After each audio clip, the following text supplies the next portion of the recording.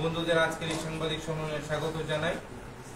অত্যন্ত আনন্দের বিষয় যে আজকের এই সাংবাদিক সম্মেলনে উপস্থিত আছেন আমাদের ভারতীয় জনতা পার্টি ত্রিপুরা প্রদেশের প্রভারী ডক্টর রাজদীপ রায় মহোদয়, উপস্থিত আছেন ভারতীয় জনতা পার্টি ত্রিপুরা প্রদেশের সভাপতি শ্রী রাজীব ভট্টাচার্য মহোদয়। ওনারা দুজনেই আপনাদের সামনে বক্তব্য তুলে ধরবেন। আমি প্রথমে প্রদেশ সভাপতি শ্রী রাজীব ভট্টাচার্য মহোদয়কে অনুরোধ করছি আপনাদের সামনে বক্তব্য তুলে ধরার জন্য।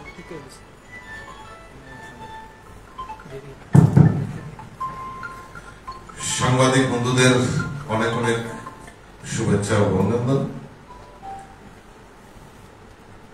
ইতিমধ্যেই আপনারা জানেন যে আমাদের সর্বভারতীয় সভাপতি অর্থাৎ রাষ্ট্রীয় সভাপতি আমাদের আদরণীয় জেপি নাড্ডাজি আমাদের এই ত্রিপুরা রাজ্যের সংগঠনকে দেখভাল করার জন্য একজন প্রভারী আমাদেরকে নিযুক্ত করেছেন। আর আজকে আমাদের এই ত্রিপুরা রাজ্য সফরে এজ এ প্রভারী হিসেবে প্রথমবার আমাদের মধ্যে উপস্থিত হয়েছেন আমাদের সবার প্রিয় প্রাক্তন এমপি ডক্টর রাজদীপ রায় মহোদয় আমাদের মধ্যে উপস্থিত রয়েছেন। তো উনি মূলত শিলচরের নিবাসী। দীর্ঘদিন ধরে উনার যে পিতৃদেব দীর্ঘদিন ধরে সেই জনসংঘের আমল থেকে রাজনীতির সঙ্গে জড়িত রয়েছে এবং উনিও বাল্যকাল থেকে স্বয়ংসেবক হিসাবে আরএসএস এর সঙ্গে যুক্ত ছিলেন। বিভিন্ন সামাজিক কর্মসূচির মাধ্যমে এই সমাজকে রক্ষা করার দায়িত্ব উনি বিভিন্ন সময়ে পালন করেছেন। পরবর্তী সময়ে পার্টির বিভিন্ন দায়িত্ব স্পোক্স পারসন থেকে শুরু করে আসাম প্রদেশের সাধারণ সম্পাদক থেকে বিভিন্ন দায়িত্ব পালন করেছেন। উনি নির্বাচিত এমপিও হয়েছেন এবং এখন বর্তমানে সারা ভারতবর্ষে আমাদের যে অফিস কার্যালয় নির্মাণের দায়িত্বে উনি রয়েছেন। সারা ভারতবর্ষ ঘুরে বেড়ান, সংগঠনের জন্য কাজ করেন এবং উনি পেশাগত দিক দিয়ে আমরা এই সংগঠনের আরো বিভিন্ন পুঙ্খানুপুঙ্খানু যে সংগঠন ওনার কাছ থেকে শিখে আমরা কাজগুলি করব এবং ওনার নেতৃত্বে আমরা আরো ভালো সংগঠন এই ত্রিপুরা রাজ্যে করব, সেই রকম মার্গদর্শন নিয়ে আমরা কাজ করছি। তো উনার নিযুক্তির পর উনি গতকালকে বাই ট্রেন শিলচর থেকে আমাদের এই আগরতলাতে পদার্পণ করেন এবং আজকে সকালে উনি মাতা ত্রিপুরেশ্বরীর পুণ্যভূমিতে এবং মাতা ত্রিপুরেশ্বরীর দর্শনের মাধ্যমে উনার যে কর্মসূচি, উনার যে দায়ভার উনি সেটা বুঝে নিয়েছেন এবং আজকে আপনাদেরকে সম্বোধন করার জন্য এবং সারা রাজ্যের সংগঠনের স্থিতি সম্পর্কে তুলে ধরার জন্য আপনাদেরকে আহ্বান করা হয়েছে। তা আমি অনুরোধ করছি আমাদের নতুন প্রভারী মাননীয় শ্রী ডক্টর রাজদীপ রায় মহোদয়কে আপনাদের সামনে সম্বোধন করার জন্য।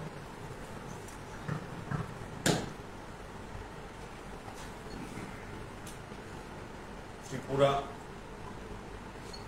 রাজ্যিক সভাপতি ভারতীয় জনতা পার্টির রাজীব ভট্টাচার্য মহাশয়কে ধন্যবাদ।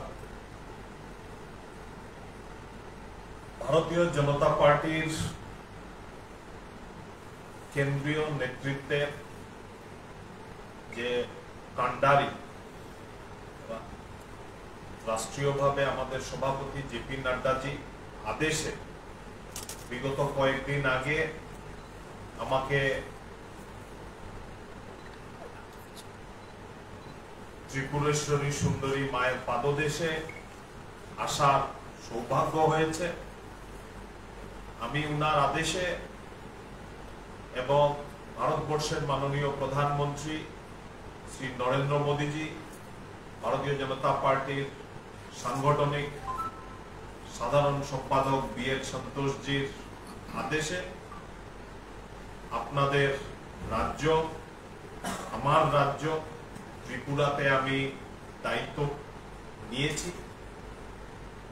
গতকালকে আমি আগরতলাতে পাড়ি দিয়েছি এবং আজকে সকালে আমি দলীয় নেতৃত্ব, বিশেষ করে রাজ্যিক সভাপতিকে নিয়ে এবং দলীয় নেতৃত্বদেরকে নিয়ে আমি ত্রিপুরেশ্বরী সুন্দরীর মায়ে প্রণাম জানিয়ে পুজো করে আমি আমার দলীয় কাজ হাতে নিয়েছি। ত্রিপুরা রাজ্যে সংগঠন বিগত কয়েক বছর থেকে জনসাধারণের জন্য, বিশেষ করে ত্রিপুরাবাসীর জন্য, প্রায় 40 লক্ষ ত্রিপুরাবাসীর জন্য কাজ করে এসেছে এবং দুইবার বিধানসভা নির্বাচনে সব থেকে ভালো রেজাল্ট করে সরকার গঠনের দায়িত্ব পেয়েছে। 2014-তে কেন্দ্রে সরকার হয়েছে নরেন্দ্র মোদীজির নেতৃত্বে, 19-এ আবার সরকার হয়েছে, 17 নম্বর লোকসভা, এইবার 2024-এ আবার 18 নম্বর লোকসভা ভারতীয় জনতা পার্টি অগ্রণী ভূমিকাতে সরকার গঠন করেছে। ত্রিপুরার ইতিহাস আমরা জানি। ত্রিপুরা একটি অতি সুন্দর রাজ্য, যে রাজ্যের ব্রিটিশের আগে থেকে ইতিহাস আছে। এই অঞ্চলের একটা কালচার আছে। এই অঞ্চলের লোক খুব অতিথি আপ্যায়ন করতে জানে এবং এই অঞ্চলের লোক বিগত 70 বছরে রাজনীতির দিক থেকে কিছু কিছু জায়গায় বঞ্চিত ছিলেন বলে ভারতীয় জনতা পার্টির নেতৃত্বে বিগত 2 বছর চলো পাল্টাই নাড়াতে আমরা একটা পরিবর্তন আনতে সক্ষম হয়েছি।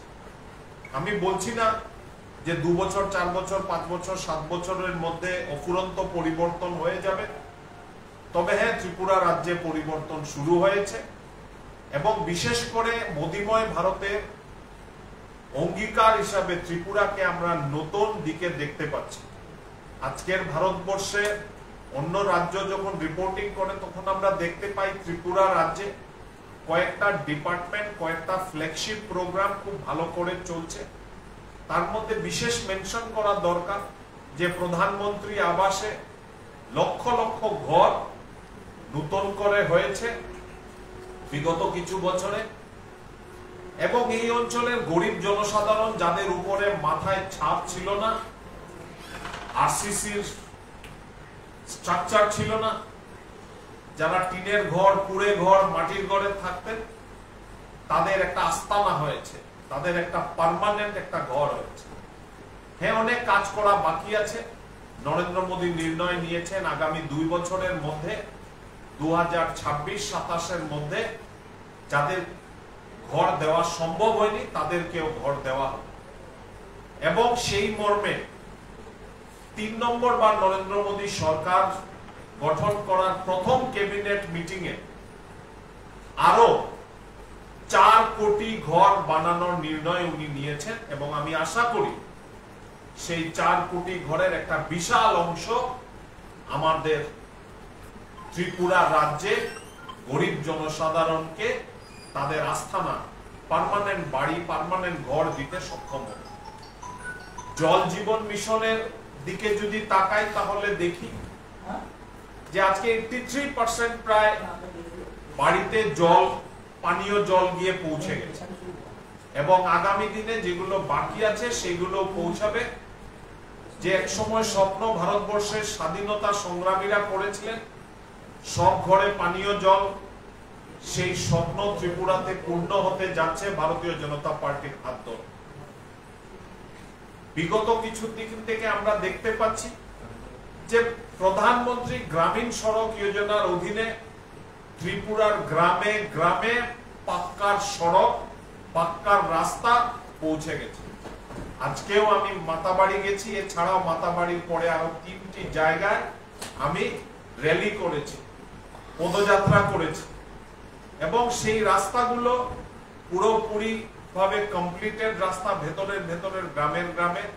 আমি জিজ্ঞেস করেছি আমার দলীয় নেতৃত্বকে এবং শুনে আশ্বস্ত হয়েছি যে ত্রিপুরা প্রদেশের প্রধানমন্ত্রী গ্রামীণ সড়ক যোজনার খুব ভালো কাজ চলছে। আমি সবগুলো বলতে গেলে অনেক বলতে হবে, তবে ইনফ্রাস্ট্রাকচার হিসাবে যেগুলো ত্রিপুরাতে কাজ হচ্ছে, বিশেষ করে রাস্তার দিকে আজকে আমরা 6টা ন্যাশনাল হাইওয়ে হয়েছে, যেটা ভারতীয় জনতা পার্টির সরকার আসার আগে শুধু একটি মাত্র ন্যাশনাল হাইওয়ে ছিল। ঠিক সেইভাবে আজকে ব্রডগেজ থেকে আরম্ভ করে রাজধানী আসার থেকে আরম্ভ করে আমরা দেখতে পাচ্ছি যে ত্রিপুরা থেকে সুদূর ভারতবর্ষের যে কোনো বড় শহর, দিল্লি, কলকাতা, মুম্বাই, চেন্নাই এবং শেষ পর্যন্ত এইদিকে গুয়াহাটি অব্দি যাওয়ার একটা ব্যবস্থা নরেন্দ্র মোদীজি পরিচালিত ভারতীয় জনতা পার্টির সরকার করতে সক্ষম হয়েছে। ত্রিপুরার অগ্রগতি হচ্ছে, ত্রিপুরার আগামী দিনে অগ্রগতি বহাল থাকবে। ভারতীয় জনতা পার্টি ত্রিপুরেশ্বরী মায়ের আশীর্বাদে ত্রিপুরে যত জনসাধারণ আছে তাদের উন্নয়নের দিকে লক্ষ্য রাখবে।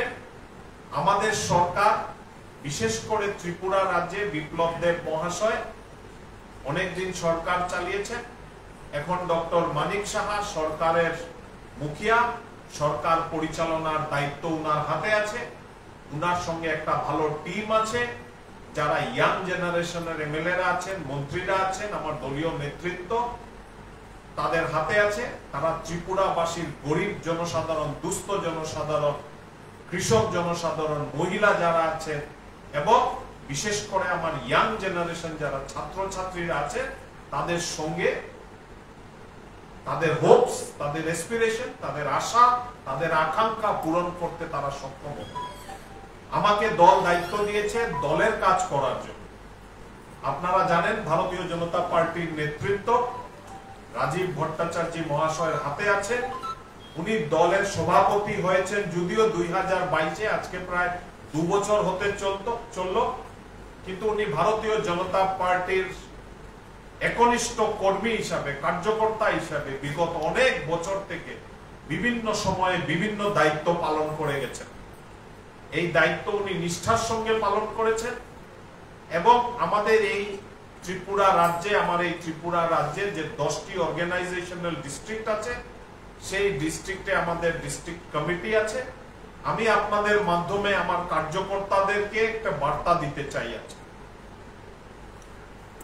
যে ত্রিপুরার ভারতীয় জনতা পার্টির যারা কার্যকর্তারা আছেন তাদেরকে আমি অভয় দিতে চাই, তাদেরকে আমি আশ্বস্ত করতে চাই যে আমি দলীয় কাজ দেখার সঙ্গে সঙ্গে আমার এই নতুন দায়িত্বর, আমার এই ত্রিপুরা প্রদেশের আনাচে কানাচে, পাহাড়ে, পর্বতে, নদীয়ে, খালে যেদিকে যেতে লাগে, বিশেষ করে সব মন্ডলে মন্ডলে, মন্ডল থেকে নিচে বুথের স্তরে আমি ঘুরে বেড়াবো।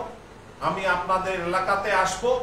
আজকে প্রথম দিন আমি দায়িত্ব নিয়েছি এবং আমি আশা করি যে আমাকে ত্রিপুরা সম্বন্ধে জানতে আর একটু সময় লাগবে।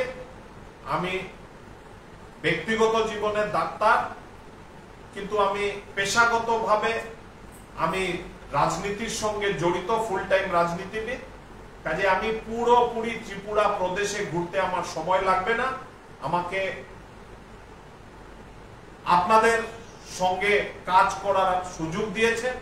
আপনারা আশা করি খোলা মনে ভারতীয় জনতা পার্টির সৈনিক হিসাবে, ভারতীয় জনতা পার্টির কার্যকর্তা হিসাবে আমাকে আপনারা মার্গদর্শন করবেন, আমাকে আপনাদের মনের কথাগুলো আমাকে বলবেন। আমি সবাইকে সময় দেব, সবাই সঙ্গে কথা বলবো, সবাই সমস্যা জানার চেষ্টা করব, দলের অবস্থানের কথা জানার চেষ্টা করব, দলীয় কিভাবে সংগঠন কাজ করছে সেগুলো জানার চেষ্টা করব এবং সম্ভব হলে সরকারের কাছে দলের কথাগুলো কিভাবে পৌঁছে দেওয়া যায়, সরকারের সঙ্গে দলের কিভাবে সমন্বয় হয় সেই দিকেও আমার একটা দৃষ্টি থাকবে।